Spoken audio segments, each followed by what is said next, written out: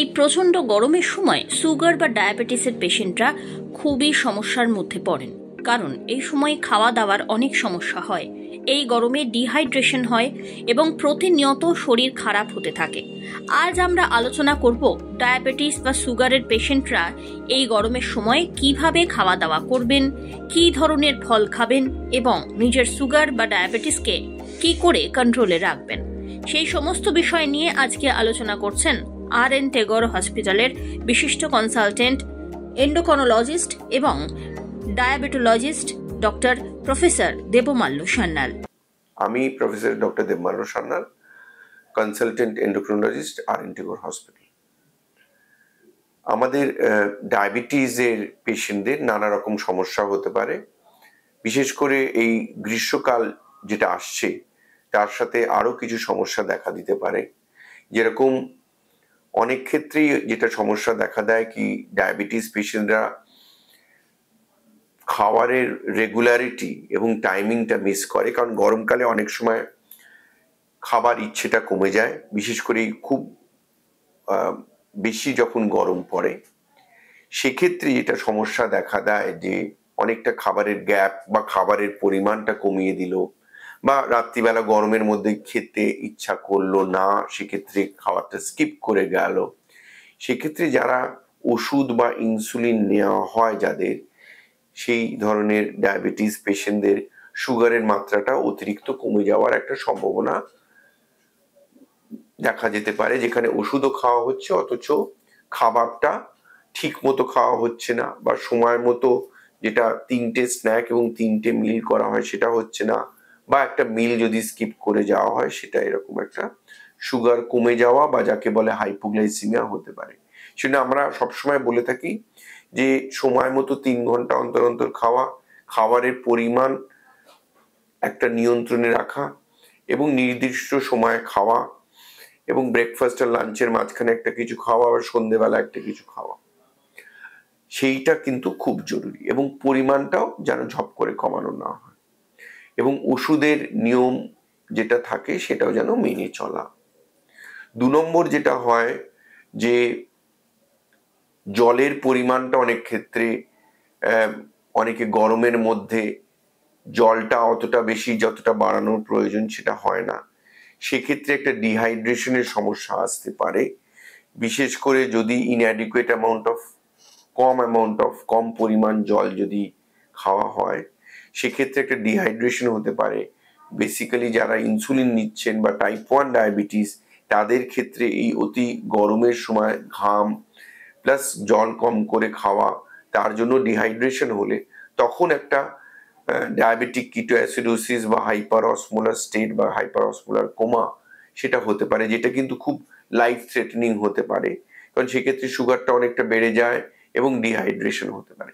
সেই ব্যাপারেও সতর্ক থাকা এবং যদিও কিছু কিছু ক্ষেত্রে যেরকম কিডনি বা হার্টের সমস্যা থাকলে জলের খানিকটা রেস্ট্রিকশন বলা হয়, সেটা ডাক্তারবাবুর পরামর্শ নিয়ে নেওয়া, কিন্তু জল যেরকম সেবন করা দরকার গরমকালে একটু বেশি মাত্রায় সেটাও যেন করা হয়। আর এই জল কম খাওয়ার সাথে প্রেশারটাও একটু কমে যেতে পারে, কারণ সেক্ষেত্রে ডিহাইড্রেশন হলে প্রেশার, বেশিরভাগ ডায়াবেটিস পেশেন্টদের প্রেশারের ওষুধও খেতে হয়, সেই ব্যাপারেও কেয়ারফুল থাকা। আর যেটা দরকার সেটা হলো পায়ের যত্ন। আমরা অনেকেই খালি পায়ে হাঁটি, বিশেষ করে বিভিন্ন জায়গায় গেলে, মন্দিরে বা কোথাও গেলে খালি পায়ে হাঁটা হয়। ডায়াবেটিস পেশেন্টদের পায়ের সমস্যা বা ফুট আলসার হতে পারে, এবং আমরা অনেক ক্ষেত্রেই দেখে থাকি যে খালি পায়ে হাঁটলে, বিশেষ করে গরমকালে যদি মাটিটা অত্যন্ত গরম থাকে সেক্ষেত্রে আমরা দেখি পাটা বার্ন সাস্টেন করতে পারে এবং সেক্ষেত্রে ফুট আলসার হয়। সেই জন্য খুব জরুরি যে খালি পায়ে হাঁটবেন না, কখনোই হাঁটবেন না, বাড়িতেও নয় বাইরেও নয়।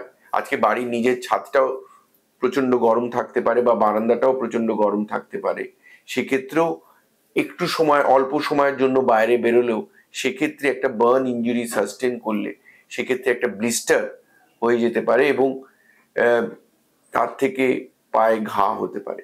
সেই জন্য কখনোই সেটা বাড়ির ভেতরে হোক বা বাইরে হোক গরম জায়গায় খালি পায়ে হাঁটবেন না, ইনফ্যাক্ট কোথাওই খালি পায়ে হাঁটা উচিত নয়। এই কিছু ব্যাপারে সাবধানতা অবলম্বন করা, ওষুধ খাওয়া, খাবারের রেগুলারিটি মেনটেন করা, সময় মতো খাওয়া, পরিমাণ মতো খাওয়া, এবং তার সাথে পায়ের যত্ন রাখা, বাকি ওষুধগুলো খাওয়া, সুগারটাকে মনিটর করা এবং প্রেশারটাকে মনিটর করা অত্যন্ত জরুরি। গরমকালে বেশ কিছু আমাদের ফল পাওয়া যায় যেগুলো খাওয়া যেতে পারে, যেগুলো অ্যাকচুয়ালি অনেক ফ্লুইড থাকে।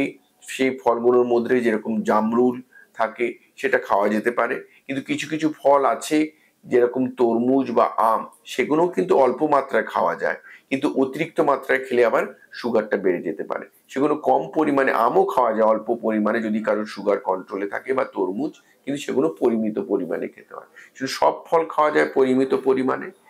ফ্লুইড মানে জলের পরিমাণটা ঠিক রাখা দরকার, আর রেগুলারিটি অফ মিলটা ঠিক রাখা দরকার। এই সামান্য সাবধানতা অবলম্বন করলে অনেক ক্ষেত্রেই বিপদ বা কোনো রকম প্রবলেম এড়ানো সম্ভব। বিশেষ করে গরমে যদি কারোর ডায়রিয়া হয় বা ভমিটিং হয়, সেক্ষেত্রে গ্যাস্ট্রেন্টারাইটিসের সময় ওআরএস কিন্তু খাওয়া যায়, যেটা আমি বললাম। সেক্ষেত্রে ওআরএস খেতে হয়, এবং সেক্ষেত্রে জলটা বেশি করে খেতে হয়। সেক্ষেত্রে ইনসুলিন বা ওষুধ বন্ধ করা উচিত নয়। সেক্ষেত্রে বাড়িতে সুগারটাও বেশি করে মনিটর করা দরকার সুগার মাপার যন্ত্র দিয়ে। খুব জরুরি যে যদি তাতেও যদি দেখা যায় যে ভমিটিং হচ্ছে, এবং বিশেষ করে যারা ইনসুলিন নেন, সেক্ষেত্রে ভাবতে হবে ডায়াবেটিক কিটোঅ্যাসিডোসিস হচ্ছে কিনা। ডাক্তারের সাথে কথা বলে ইনসুলিনের ব্যাপারটা কথা বলে নিতে হবে। অনেক ক্ষেত্রে ইনসুলিন ডোজ বাড়ানো হয়, আর যেটা করণীয় সেটা হলো যদি প্রয়োজন হয় হাসপাতালে ভর্তি হওয়া। 2 নম্বর হলো যে অনেকেই ইনসুলিন নিয়ে থাকেন, সেক্ষেত্রে ইনসুলিন নিয়ে বেরোনোটার ব্যাপারে একটু সতর্ক। বিশেষ করে আমাদের দিকে অনেক বেশি টেম্পারেচার 40-এর ওপরেও চলে যায়। জেনারেলি বাড়ির মধ্যে যদি একটা ঠান্ডা জায়গায়, ফ্রিজ জেনারেলি এখন সবাই আছে, সেক্ষেত্রে ফ্রিজটা ডোরে রাখবেন, ডিপ ফ্রিজে রাখবেন না ইনসুলিনটা। আর এমনিতে কিন্তু 30-35 ডিগ্রি অবধি 1 মাস ইনসুলিনটা বাইরে রাখা যায়, কিন্তু অবভিয়াসলি রোদ্দুরে রাখবেন না। যদি কারোর ফ্রিজ না থাকে, সেক্ষেত্রে ওই একটু ঠান্ডা জায়গায়, যেখানে গরম বা ডাইরেক্ট লাইটের এক্সপোজার নেই, সেরকম জায়গায় ইনসুলিনটা রাখবেন। যদি ট্রাভেল করেন, সেক্ষেত্রে ইনসুলিনটা আইস প্যাকে নিয়ে যাওয়া উচিত, যেগুলো ওরা পাওয়া যায়, ইনসুলিন ক্যারি ব্যাগগুলো পাওয়া যায়, সেই কেয়ারটা নেওয়া দরকার। কিন্তু কোনো ক্ষেত্রেই ডাক্তারবাবুর পরামর্শ ছাড়া ইনসুলিন হট করে বন্ধ করা উচিত নয়। যেরকম টাইপ 1 ডায়াবেটিস বা যারা 2-3 বার ইনসুলিন নিচ্ছেন, সেক্ষেত্রে সুগারের মাত্রা বেড়ে যায়। সেই জন্য এই ব্যাপারগুলো একটু কেয়ারফুল থাকা, ইনসুলিন বন্ধ না করা, ইভেন যখন শরীর খারাপ হচ্ছে তখনও ইনসুলিনটা বন্ধ না করা। এই কটা জিনিস মাথায় রাখতে হবে যখন, বিশেষ করে গ্রীষ্মকালে যখন বাইরে বেরোনো হচ্ছে, বা যে ক্ষেত্রে যদি কোনো সমস্যা হয় যেরকম গ্যাস্ট্রেন্টারাইটিস বা ডায়রিয়া হচ্ছে। নমস্কার, সুস্থ থাকবেন, ভালো থাকবেন।